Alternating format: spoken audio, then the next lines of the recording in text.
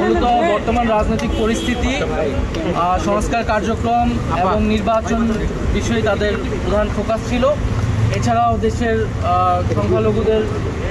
সংখ্যালঘুরা তাদের নিরাপত্তা সহ বাংলাদেশের সামনে রাজনীতি কোন দিকে যাবে এবং আমাদের রাজনৈতিক দলের গঠন প্রক্রিয়া, সাংগঠনিক কার্যক্রম, আদর্শ ইত্যাদি বিষয়ে তাদের আগ্রহ ছিল। আমরা আমাদের জায়গা থেকে ব্যাখ্যা করেছি আমাদের রাজনৈতিক দল কোন প্রেক্ষিতে কেন এবং কোন লক্ষ্য নিয়ে এগিয়ে যাচ্ছে।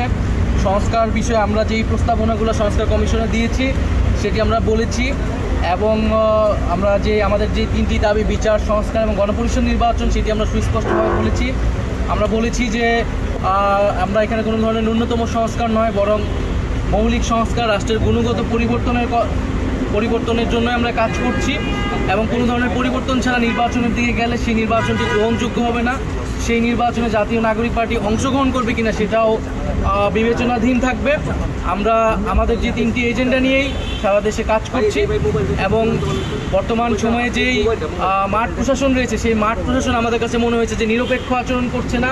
বিভিন্ন জায়গায় জাতীয় নাগরিক পার্টির নেতাকর্মীদের উপরে হামলা চলছে এবং সেই জায়গায় প্রশাসন আমরা নিশ্চুপ ভূমিকা পালন করতে দেখছি। সেই জায়গাগুলো আমরা বলেছি এবং আমাদের নিরপেক্ষ না বলতে প্রশাসন কার পক্ষ নিচ্ছে বা কি বলেছেন? প্রশাসন আমরা দেখছি প্রধান রাজনৈতিক দল বিএনপির পক্ষ অবলম্বন করছে অনেক জায়গায় এবং মাঠ পর্যায়ে যে ধরনের চাঁদাবাজি চলছে সেই জায়গায় প্রশাসন আসলে নিশ্চুপ ভূমিকা পালন করছে। আমরা বলেছি যে এই ধরনের একটি প্রশাসন যদি থাকে তাহলে এর আন্ডারে নির্বাচন করাটাও আসলে সম্ভব নয়। ফলে একটি লেভেল প্লেইং ফিল্ডের জন্য একটি নিরপেক্ষ প্রশাসন, আমলাতন্ত্র, পুলিশ আসলে আমাদেরকে নিশ্চিত করতে হবে।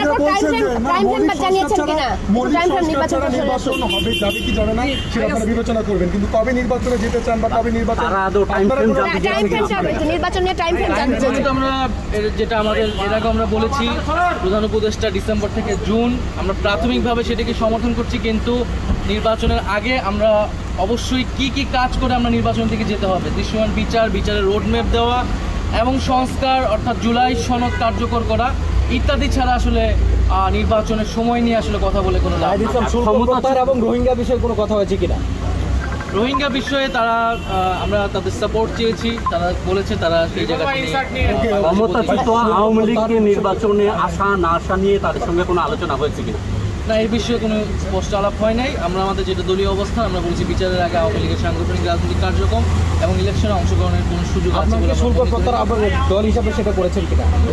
শুল্ক যেটা আমাদের উপর নিষেধাজ্ঞা আসছে সেই বিষয়ে ট্যারিফ যেটা না, এই বিষয়ে কোনো আলোচনা হয়নি। আমাদের অর্থনৈতিক পলিসি নিয়ে তারা জিজ্ঞাসা করেছিল আমাদের, সেই জায়গায় আমরা বলেছি আমরা কী ধরনের বিজনেস এনভায়রনমেন্ট চাই, আমাদের পলিসি কি হবে, ক্ষমতায় গেলে আমরা কোন ধরনের ব্যবস্থা তৈরি করব সেটা নিয়ে করতে হবে। তারা কোনো কিছু বলেছে কিনা? তারা কোনো কিছু বলেছে কিনা? কোন ইস্যুতে কথা বলেছেন? নির্বাচন ইস্যুতে তাদের মতামত, তাদের আপনারা যেটা বলেছেন তাদের মতামত কোন কিছু শুনতেছি আছে, তারা বিভিন্ন রাজনৈতিক দলের বক্তব্য তারা শুনতেছে। ওকে, থ্যাংক ইউ।